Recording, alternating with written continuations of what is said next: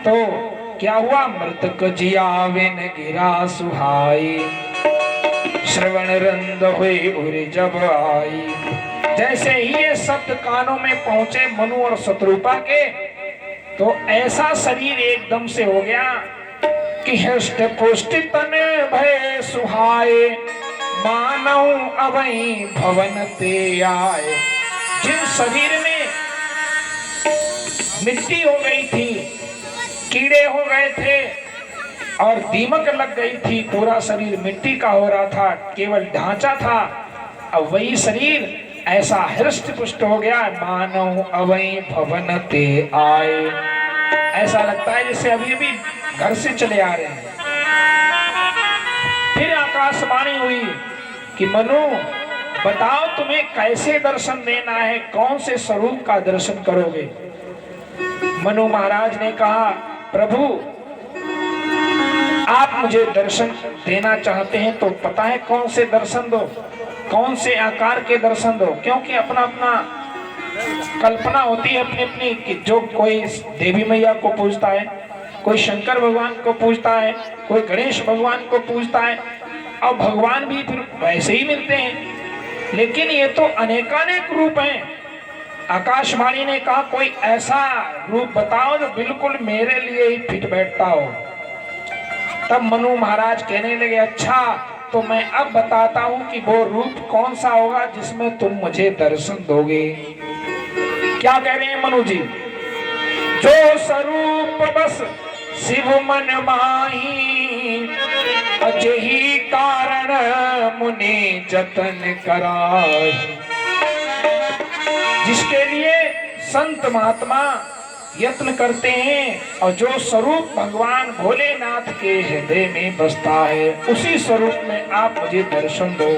क्या, जो सुंडी मन मानस हंसा, जो सुंडी मन मानस हंसा, सगुन अगुण जेहि निगम प्रशंसा।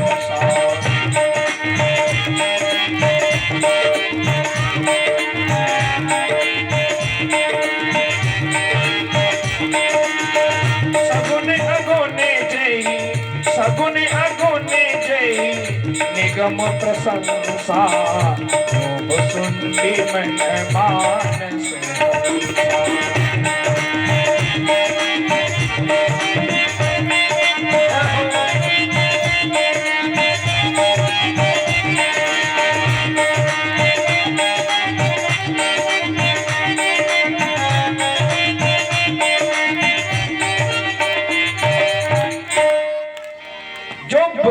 सुंद जी के मन में आप जो स्वरूप धारण करके बसते हैं, जो भगवान भोलेनाथ के हृदय में स्वरूप धारण करके बसते हैं, उसी स्वरूप में आकर के दर्शन दीजिए ना प्रभु। उसी समय एक बहुत बड़ा प्रकाश हुआ और गड़गड़ाहट की आवाज आकाश में गूंज गई। ऐसा लगा जैसे बिजली की जो रोशनी है वो साक्षात प्रकट हो रही है। और मनु शत्रुपा ने जिस समय देखा तो आंखों के सामने इतना प्रकाश है कि उस प्रकाश के पुंज में एक नीला सा कमल जैसा दिखाई दे रहा है और वो आकृति बढ़ रही है। वो नीला नीला आकाश की तरह स्वरूप बढ़ रहा है। और वो कैसा स्वरूप था, श्री तुलसीदास जी ने कल्पना की। नील सरोरुह नील मणि, नील नीर धर्षा, लाजहि तनु शोभा निरखी, कोटि कोटि सत्कार। करोड़ों कामदेव जिनके ऊपर, जिनके सामने फीके पड़ जाते हैं, ऐसे नीलाकार, नील सरोवर, नील कमल के समान वो आकृति भगवान श्री राम प्रकट हो गए। देखा क्या, चंद्रमा के समान मुख है, इतना तेज, आंखों में इतनी रोशनी है कि सूर्य चंद्रमा एक साथ दिखाई दे रहे हैं। और उस सुंदर स्वरूप को देख करके, जिनके नव अंबुज कम्बग छवनी की, चितवन ललित भावती जी की इतनी सुंदर चितवन है, देखते हैं जिस समय तो मनु जी बार बार बलिहारी होते हैं। और मनु जी ने देखा क्या? मनु जी ने, शत्रुपा जी ने साथ में क्या देखा? आदि शक्ति भी विराजमान है। आदि शक्ति कौन है? माता श्री सीता जी। हाथ जोड़ लिए मनु ने और शत्रुपा जी ने और स्तुति करने लगे। नीलाम भुज श्याम मलको मलांगम सीता समारो पितवाम भागम पाणो महासायक चार चापम नमामि रामम रघुवंशनाथम लोकाभिरामम रणरंगधीरम राजीव नेत्रम रघुवंशनाथम कारुण्य रूपम करुणाकरम तम श्रीरामचंद्रम शरणम प्रपद्ये। चरणों में सर रख दिया मनु शत्रुपा जी ने। उसी समय भगवान, जो कि करोड़ों कामदेव को भी लजाने वाले, भगवान ने कहा फिर मांगो, क्या चाहते हो? अरे मनु शत्रुपा जी, ये मत सोचो कि मैं कुछ नहीं दे सकता, मेरे लिए देने के लिए अधिक कुछ है ही नहीं। मनु शत्रुपा कहने लगे, ये मांगने की वृत्ति मेरी है नहीं, मैंने आपके चरण कमल ही देख लिए, उसी से मेरी तृप्ति हो गई, मांगने का तो भाव ही नहीं उत्पन्न हो सकता है। मनु जी कहते हैं, नाथ देखी पद कमल तुम्हारे, नाथ देखी पद कमल तुम्हारे, अब पूरे सब काम हमारे। सभी तृप्तियां हो गई हैं। बोले नहीं, फिर भी हम लेना चाहते हैं, मांगो। तो बोले प्रभु मैं तो ये कहता हूं कि मांगने की वृत्ति ना बने। बार बार कह रहे हैं मनु शत्रुपा जी, मैं अगर मांगू प्रभु जी तो कुछ न देना तुम मुझे, वरना प्रेमी नहीं भिखारी हो जाऊंगा मैं आपसे मांगू ऐसी वृत्ति ना दो। भगवान ने कहा नहीं, मैं फिर भी देना चाहता हूं। तो मनु जी ने कहा अच्छा। बोले हाँ, देना ही चाहते हो तो मैं एक ही वरदान मांगता हूं। क्या? दान शिरोमणि कृपा निधि नाथ कहूं सत्यभाव। सत्यभाव कह रहा हूं। क्या मांग रहे हैं मनु जी? चाहूं तुम्हें समान सुत प्रभु सन कवन दुराव। आपसे क्या छुपा सकता हूं? मेरे मन में जो कामना उत्पन्न हुई है तो मैं चाहता हूं कि आपके समान मेरे एक पुत्र हो। भगवान को बड़ी हंसी आई। बोले हंसे, अरे मनु तुम क्या मांग रहे हो? मेरे समान तो इस ब्रह्मांड में क्या, अनेकों ब्रह्मांडों में मैं एक ही हूं। अब मैं अपने समान पुत्र कहां से ढूंढूंगा? तो भगवान कहने लगे, आप सरिस को जाऊं कहां जाई, नप तब तनय हो मैं। आप सरिस को जाऊं कहां जाई, नप तब तनय हो मैं।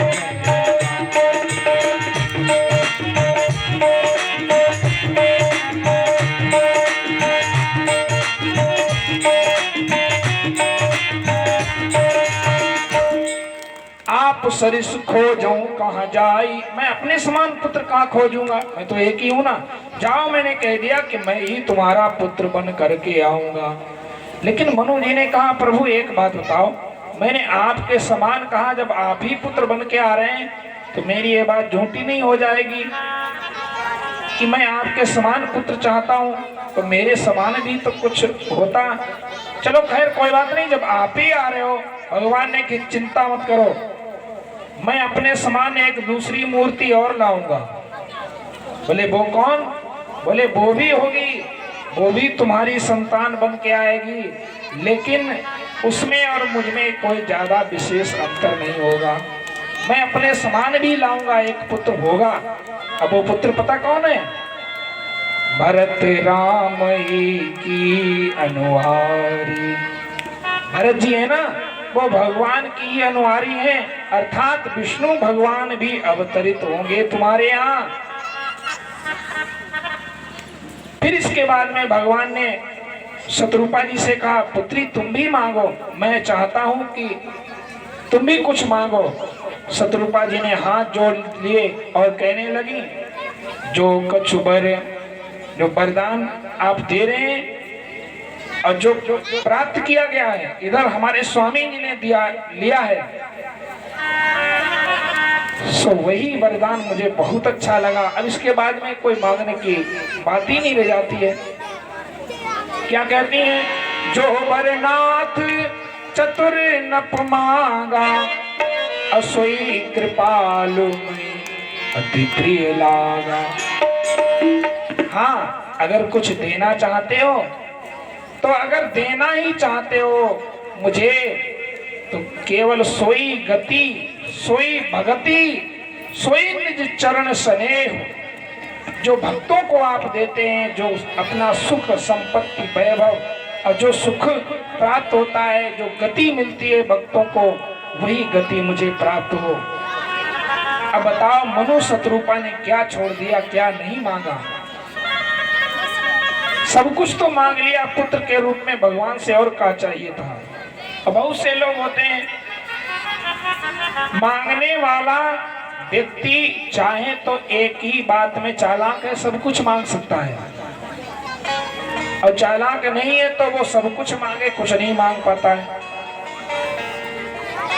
एक बूढ़ी अम्मा थी, बूढ़ी अम्मा, तो उनसे किसी ने कह दिया शंकर भगवान बड़े दयालु हैं, उनकी पूजा पाठ करो, वे जरूर कुछ न कुछ देते हैं। बूढ़ी अम्मा ने पूजा पाठ की, भगवान शंकर प्रसन्न हुए, प्रकट हुए। उन्होंने कहा, अम्मा मांग लो, लेकिन एक ही वरदान मांगना, दूसरा हम नहीं दे सकते। लेकिन बूढ़ी अम्मा चालाक बहुत थी। बूढ़ी अम्मा के घर में एक पोता भी नहीं था, लड़के की शादी हो गई थी।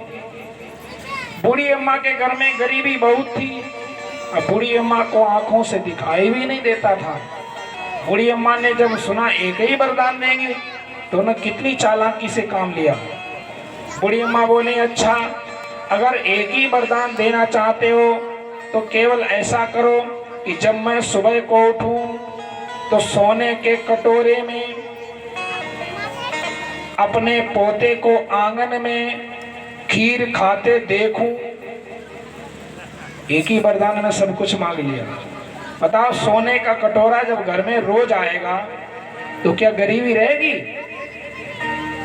और पोते को देखूं, अभी पोता नहीं है, पोता हो ही जाएगा फिर। अब देखूं, आंखें नहीं है, अब बढ़िया आंखें हो जाएंगी। सब कुछ मांग लिया एक ही वरदान।